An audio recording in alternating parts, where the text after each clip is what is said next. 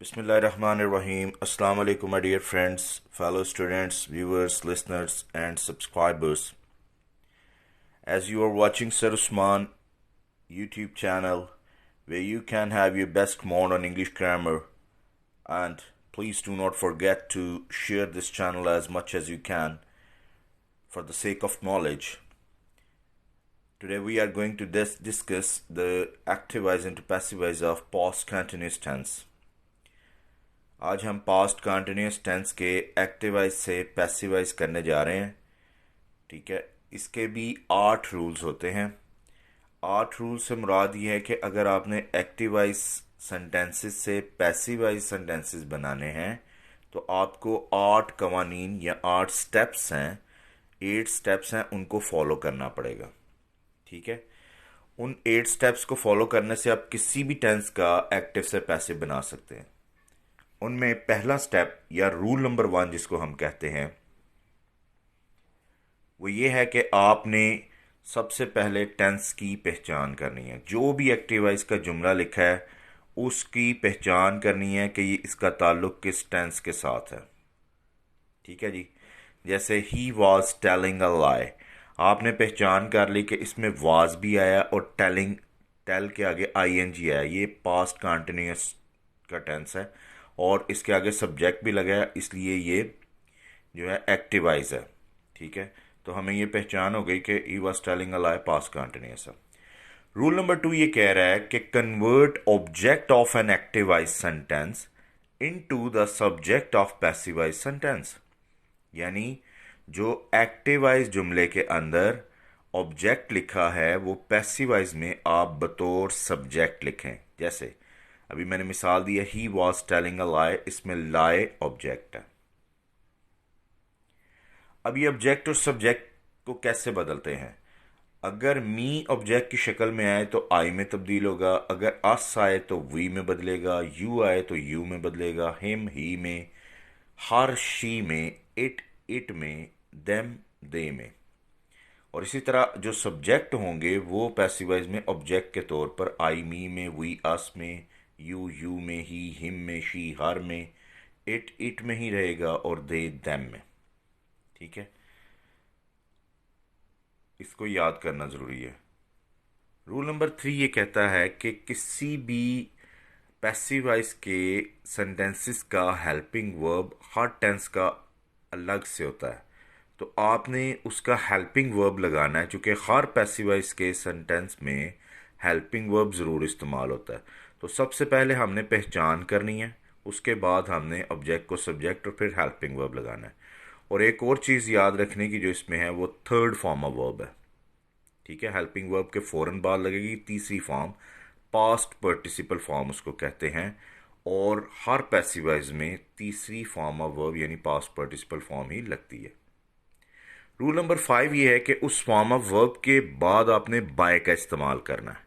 ठीक है जी, बाय का इस्तेमाल करना है और उसके बाद आपने जो एक्टिवाइज का सब्जेक्ट है वो पैसिवाइज में आपने बाय के बाद ऑब्जेक्ट के तौर पर लिखना है। जैसे मैंने मिसाल दी ही वॉज टेलिंग अ लाई, इसमें ही सब्जेक्ट है, वो पैसिवाइज में बाय के बाद हिम में तब्दील हो जाएगा ऑब्जेक्ट में। तो ही was telling a lie was being told by him। ठीक है जी, a lie ऑब्जेक्ट है, सब्जेक्ट बन गया, उसके बाद हेल्पिंग वर्ब लग जाएगा, फिर उसके बाद थर्ड फॉर्म बाय और फिर ऑब्जेक्ट। रूल नंबर 7 ये है कि नेगेटिव, अगर आपको एक्टिवाइज जुमला नेगेटिव फॉर्म में मिले या इंटेरोगेटिव या डब्ल्यूज की फॉर्म में, तो पैसिवाइज उसी फॉर्म में उसी शक्ल में होगा। अगर एक्टिवाइज का जुमला नेगेटिव है तो पैसिवाइज का भी नेगेटिव होगा, मनफी होगा। अगर एक्टिवाइज का जुमला इंटेरोगेटिव है तो पैसिवाइज का भी इंटेरोगेटिव यानी सवालिया होगा। तो इसी तरह डब्ल्यूज यानी डबल इंटेरोगेटिव में है तो पैसिवाइज भी डबल इंटेरोगेटिव में होगा। रूल नंबर 8 ये है, WH words will be return the same as in active voice. अच्छा, डब्ल्यूज वर्ड्स कौन से हैं? Where, when, which, how, what, why. ये जिस तरह एक्टिवाइज में लिखे गए जाएंगे उसी तरह पैसिवाइज में भी लिखे जाएंगे, यानी सेम उसी तरह लिखे जाएंगे जैसे वो एक्टिवाइज में लिखे गए हैं। अगर एक्टिवाइज में वाई आया तो पैसिवाइज में भी वाई आएगा, अगर एक्टिवाइज में हाउ आया है तो पैसिवाइज में भी हाउ आएगा। ठीक है, और इसी तरह हु बाय होम में बदल जाएगा। एक्टिवाइज इनटू पैसिवाइज समझ रहे हैं। आज हम पास्ट कंटिन्यूअस टेंस के 8 रूल्स हमने डिस्कस किए हैं। अब हम इसको थॉरोली देखते हैं कि ये क्या है। इसमें जो हेल्पिंग वर्ब इस्तेमाल होगा वो वाज और वर के साथ बीइंग लगेगा, BEING, being. Form of verb इसमें थर्ड यानी पास्ट पार्टिसिपल फॉर्म लगेगी। आप पास्ट जो प्रेजेंट कंटिन्यूअस टेंस का पैसिवाइज हमने किया था उसमें इज एम आर के साथ बीइंग लग रहा था, और चूंकि हर पैसिवाइज में थर्ड फॉर्म लगती है तो वो तो मतलब श्योर है कि वो हर पैसिवाइज में पास्ट पार्टिसिपल फॉर्म ही लगनी है। लेकिन हेल्पिंग वर्ब डिफरेंट्स हैं, डिफरेंट हेल्पिंग वर्ब हैं, इसलिए आप इसको याद रखें।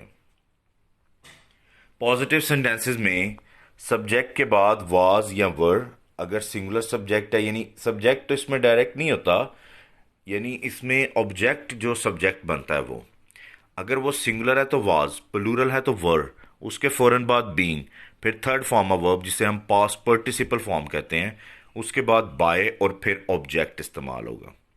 तो ये फार्मूला या सिंटैक्स इसको जहन में रखें, इसके मुताबिक पैसिवाइज होगा। सना वाज वॉशिंग हर क्लॉथ्स, इसमें सना सब्जेक्ट है, वाज हेल्पिंग वर्ब है, वॉशिंग वर्ब है, हर क्लॉथ्स एक ऑब्जेक्ट है। हमने इसको सब्जेक्ट बनाना है, हर क्लॉथ सब्जेक्ट बन गया। अब चूंकि क्लॉथ्स प्लूरल था इसलिए उसके बाद हेल्पिंग वर्ब वर लगेगा, नहीं तो वाज लगता। वर बीइंग, उसके बाद वॉशिंग फॉर्म ऑफ वर्ब है, इसने थर्ड में बदल जाना है वॉश्ड, उसके फौरन बाद बाय, और फिर सना जो है चूंकि ये नाम है, नेमिंग नाउन है, इसलिए ये एज इट इज लिखा जाएगा, ऑब्जेक्ट में नहीं बदलेगा बल्कि नाम नाम के तौर पर ही लिखा जाएगा, by Sana. So her clothes were being washed by सना।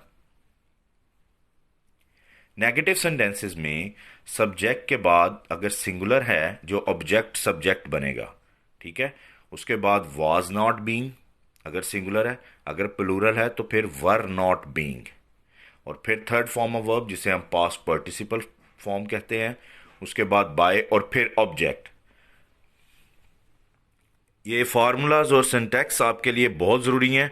अगर आपने एक्टिवाइज से पैसिवाइज बनाना है तो आपको शुरू में ये करना चाहिए कि इन फार्मूला या सिंटैक्स को आप ऊपर लिखें, उसके बाद एक्टिवाइज और पैसिवाइज के दरमियान में लिखें और फिर पैसिवाइज बनाएं।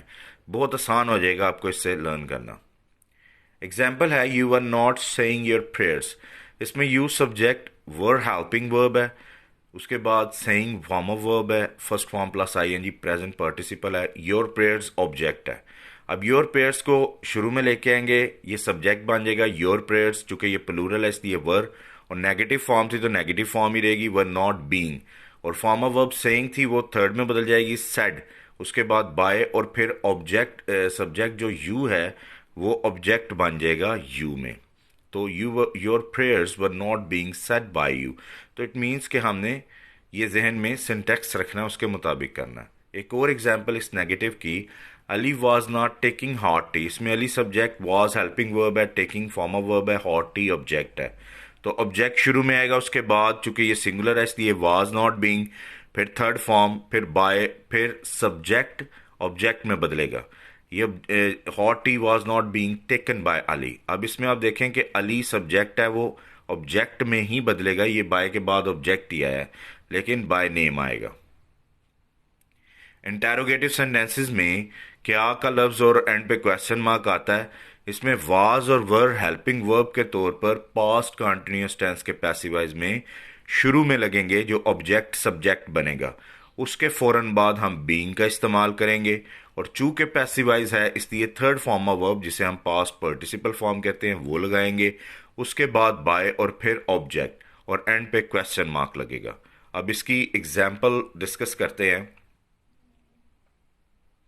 Were you टीजिंग your brother, and पे क्वेश्चन मार्क है, वर हेल्पिंग वर्ब है, यू सब्जेक्ट है, टीजिंग वर्ब है, योर ब्रदर ऑब्जेक्ट है। हमने ऑब्जेक्ट को ही शुरू में लाना, लेकिन हमने चूंकि रूल में ये सीखा है कि अगर इंटेरोगेटिव या नेगेटिव हो तो हम उसको इंटेरोगेटिव या नेगेटिव ही बनाएंगे, और चूंकि ये इंटेरोगेटिव है इसलिए हम इसको शुरू में लाएंगे लेकिन इसका हेल्पिंग वर्ब लगाएंगे फार्मूले के मुताबिक। Was your brother being teased by you, ठीक है, इस हेल्पिंग वर्ब, उसके बाद ऑब्जेक्ट सब्जेक्ट बन गया, फिर बीइंग लग गया, फिर फॉर्म ऑफ वर्ब थर्ड लग गई, फिर उसके बाद बाय, और फिर सब्जेक्ट ऑब्जेक्ट में। डबल इंटेरोगेटिव सेंटेंसेस में डब्ल्यूज को हम शुरू में लिखेंगे, फिर अगर ऑब्जेक्ट जो है यानी सब जो ऑब्जेक्ट सब्जेक्ट बनेगा वो अगर सिंगुलर है तो वाज, प्लूरल है तो वर, और उसके बाद बीइंग लगाया जाएगा सब्जेक्ट के। फिर थर्ड फॉर्म ऑफ वर्ब जिसे पास्ट पार्टिसिपल फॉर्म कहते हैं, उसके बाद बाय, फिर ऑब्जेक्ट और एंड पे question mark. Question mark interrogative और डबल इंटरोगेटिव सेंटेंसेस में लगाना कभी मत भूलिएगा, अदरवाइज सेंटेंस गलत करार दिया जाता है। सो कीप रिमेंबर, और ये सिंटेक्स या फार्मूलों को जहन नशीन रखा कीजिए, इनको मेमोराइज करें ताकि आपको आसान हो काम। Example, why was he telling a lie, इसमें डब्ल्यूज वाई है, वाज एक हेल्पिंग वर्ब है, ही सब्जेक्ट है, टेलिंग फॉर्म ऑफ वर्ब है, अ लाई एक ऑब्जेक्ट, और एंड पे क्वेश्चन मार्क आया। मैंने आपको कहा था कि डब्ल्यूज जो हैं वो वैसे ही लिखे जाएंगे पैसिव वॉइस में उसके अल्फाज स्वाय हु के, तो ये वाई वैसे ही लिखा जाएगा, उसके बाद हेल्पिंग वर्ब लग गया फार्मूले के मुताबिक, फिर ऑब्जेक्ट, फिर बीइंग, फिर थर्ड फॉर्म, फिर बाय, फिर सब्जेक्ट ने ऑब्जेक्ट बन जाना। तो why was a lie being told by him, and पे क्वेश्चन मार्क। तो ये इसकी एग्जाम्पल है, बिल्कुल सेम सेंटेंस स्ट्रक्चर की तरह। हु एक ऐसा लफ्ज है जिसने बाय होम में बदलना है, ये हर पैसिवाइज में इसी तरह ही होगा, और बाय होम के फौरन बाद वाज या वर का इस्तेमाल प्लस सब, ये वही बात के ऑब्जेक्ट ने जो सब्जेक्ट की शक्ल लेनी है, फिर उसके बाद बीइंग और थर्ड फॉर्म और क्वेश्चन मार्क। इसमें डायरेक्ट सब्जेक्ट नहीं होता, ये जेन में रखिएगा। उसके बाद एग्जाम्पल है, who was saying his lessons, who change हो गया बाय होम में, by whom were his lessons being said. अब चूंकि हिज लेसन्स प्लूरल था इसलिए उसके साथ वर लग गया, और आगे वो फार्मूले के या स्ट्रक्चर के मुताबिक देख लें, बीइंग और थर्ड फॉर्म और एंड पे question mark. This is the practice only for you. तो ये आपने करनी है, ये आपने जो पीछे अभी लर्न किया पास्ट कंटिन्यूस का पैसिव वॉइस, उसके मुताबिक आपने इसकी प्रैक्टिस करनी है। तो मैं इसको रीड कर देता हूँ। I was not telling him story, were you taking dinner at night, who was solving the sums, why were you टीजिंग him, when was he selling his books, how was Ali playing cricket, what were you doing in this room, were they paying the taxes, why was he quarreling with his friend, I was not selling fruit and vegetable। तो ये आपने practice करनी है। देखें, practice will make you perfect. तो ये अगर आप इसको ऐसे ही छोड़ देंगे कि जी हमें समझ आ गई है, तो फिर it's impossible to understand the things if you do not make any practice. Okay, thank you very much for being watching my channel. Kindly आपसे कई दफ़ा रिक्वेस्ट की है कि इस चैनल को सब्सक्राइब ज़्यादा से ज़्यादा कीजिए और शेयर कीजिए, क्योंकि ये बेस्ट चैनल है इंग्लिश लर्न करने का। जज़ाकल्लाह।